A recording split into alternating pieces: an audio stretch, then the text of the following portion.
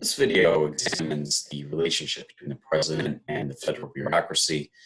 One of the things that we generally discuss when talking about this issue is whether or not the federal bureaucracy is unmanageable or ungovernable for the president, given the fact that it exists on a regular, fairly permanent basis, whereby the president operates in his own political time and with his own interests, which may run contrary to that of individual bureaucratic agencies.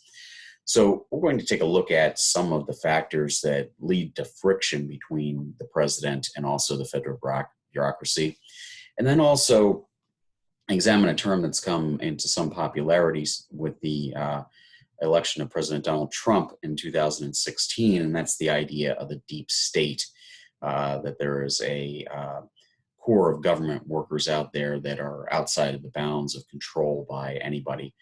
And it's a rather sophisticated argument, although it doesn't get broken down quite that intellectually when we see it discussed on television. But it is a very important concept to understanding the way that President Trump operates and his views on bureaucracy. As most Republicans do, he has tried to cut the size of the federal bureaucracy and at the same time rolling back regulations that are part and parcel of what these agencies do as well. And that's generally a Republican concept of, regulation being bad for economic growth, and also the idea that the bureaucracy is too expensive and intrudes in people's lives too much. So let's take a quick look at this. So one of the questions that political scientists ask when they examine the relationship between the president and the executive branch and the executive branch agencies is whether or not this bureaucracy is unmanageable. And here are 5 different areas in which we might see some conflict between the president and the executive branch. So the first of all is bureaucracies by their very nature are very much rule-bound. And as we moved away from patronage systems of government where people got their jobs because of who they knew, and applied the machinery of government on the basis of the spoils system, to one in which we had employees that were now getting their jobs because of the fact that they had certain skill sets that would help them, professionalize their agencies. And kind of with the rise of public administration, the late 1800s, early 1900s, we really had much more of a professionalized bureaucracy. And what's important about this is that they are very rule-bound. The idea is that those processes should be applied equally to everyone and in all situations, and that it is the job of the bureaucracy then to follow through on these regulations and processes. Now, of course, that creature of habit type attitude is not necessarily what a president might want. And I think that leads us to the next thing, which is really that they operate on different timelines. And the president, as he does vis-a-vis other institutions in the American government, whether it's Congress, judiciary, state and local governments, foreign governments, runs into the same problems with the bureaucracy. The president is limited to 2 4-year terms. So the bureaucracy is not. The bureaucracy is fairly permanent, very difficult to disband. So what we will see is that, bureaucratic change moves at its own pace. The president wants things to move quickly because the president wants to accomplish an agenda within a set time period. And oftentimes that is not the full 8 years, because presidents usually become quote unquote lame ducks towards the end of their second administration, where people just wait them out and take a look for the next president to come along. Third thing that we might take a look at is that sometimes presidents might come in, examine the kind of the workflow or the organizational chart of a specific bureaucracy and want to revise those things. Much of that is actually done by congressional legislation, which makes it difficult for the president to restructure these agencies as he would see fit to fit his priorities.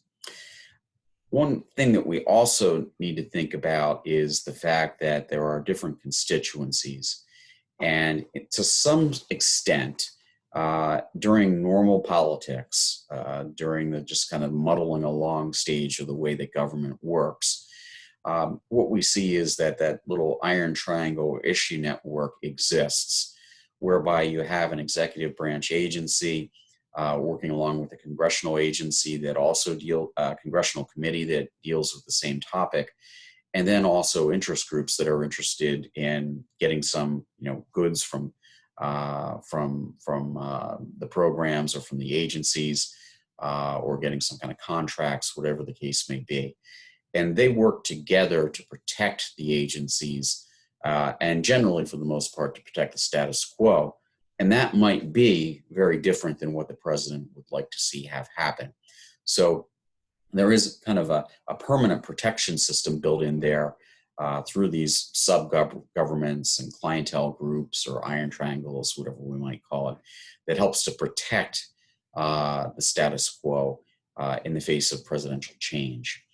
Then finally, we have cabinet appointments, and that is that the president is able to make numerous political appointments to the professional bureaucracy. And there's always this kind of tension between these political appointees being loyal to the president to kind of carry out their agenda, because they're usually the same political party, and also the need to actually run an agency and work with the permanent bureaucracy that's there. And that tension can also be in play at times. So these are some of the factors that really play into some of the tensions that we might see with the president as they try to deal with 2.5 million civilian employees and another 1.5 million or 1.25 million people in the Defense Department, soldiers. Now, what about this idea of the deep state? This was popularized by a guy named Mike Lofgren, and this is a short introduction to what the deep state concept is all about. As you listen to this, focus in on who exactly originally thought that this was a good idea, and it was liberals who felt that the deep state was obstructing President Obama during his administration, and now it's kind of become the mantra of conservatives and President Trump. So let's take a listen to this.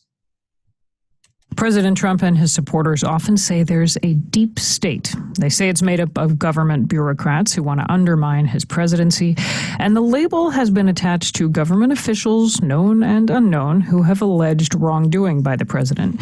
The phrase deep state came into our political discourse very recently, and it's actually not so easy to define. NPR national security correspondent Greg Myrie looks at the unlikely source behind this catchphrase. Mike Lofgren is the very definition of a civil servant. He was a congressional staffer for 28 years, most of it spent crunching numbers on the Senate and House budget committees. He's moderate and mild-mannered. This is how he defined himself politically. I was on the Republican side my whole career. I wasn't a culture wars Republican, basically fiscal conservatism in the manner of, say, Eisenhower. He was turned off by the Tea Party Republicans who came into Congress in 2011. He quit his job, and 3 years later, Lofgren wrote an essay called Anatomy of the Deep State. It wasn't partisan, and he stresses he's not a conspiracy theorist. His point is that big institutions, inside and outside of government, are so entrenched it's hard to bring any real change. Political options are limited. This is not to say it's the worst of all worlds. You sort of get a choice between Coke and New Coke. His idea first gained traction among progressives who felt Republicans were thwarting President Barack Obama at every turn. Lofgren expanded his essay into a 2016 book called The Deep State. It got some good reviews, but it didn't set the world on fire. Then President Trump took office. Unelected deep state operatives who defy the voters to push their own secret agendas are truly a threat to democracy itself. For the president and his supporters, deep state is shorthand for Democratic-leaning bureaucrats who want to undermine Trump. Now the phrase is a staple on cable TV. Breitbart News has an entire section called The Deep State. That's not what Mike Lofgren intended. It's like I released this species into the wild, or maybe a Frankenstein monster, and what it does is not within my control. The idea of a conspiratorial deep state goes back centuries. Lofgren says he first encountered the actual term deep state in a spy novel by John le Carré, who describes the hidden hands at work in the British government. Now it pops up everywhere. Thank God for the deep state. That's John McLaughlin, the former deputy director of the CIA.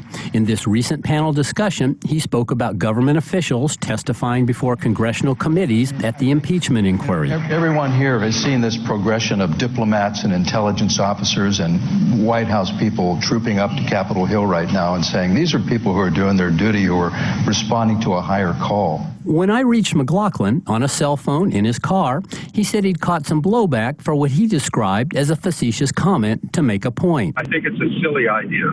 There is no deep state. What people think of as the deep state, they're just the American Civil Service, Social Security, the people who fix the roads, Health and Human Services, Medicare. Mike Lofgren, now retired at age 66, used to be one of those people when he was a Republican congressional staffer. Today, he says, I am an independent who will not vote Republican until they demonstrate to me that they've purged Trumpism and that they're a sane party. He didn't say when he thought that might be. Greg Myrie, NPR News, Washington.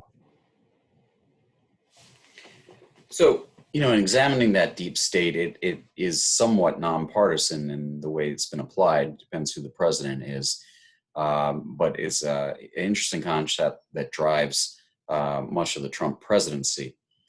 Now, here is a very interesting video that has Lofgren again being interviewed by Bill Moyers.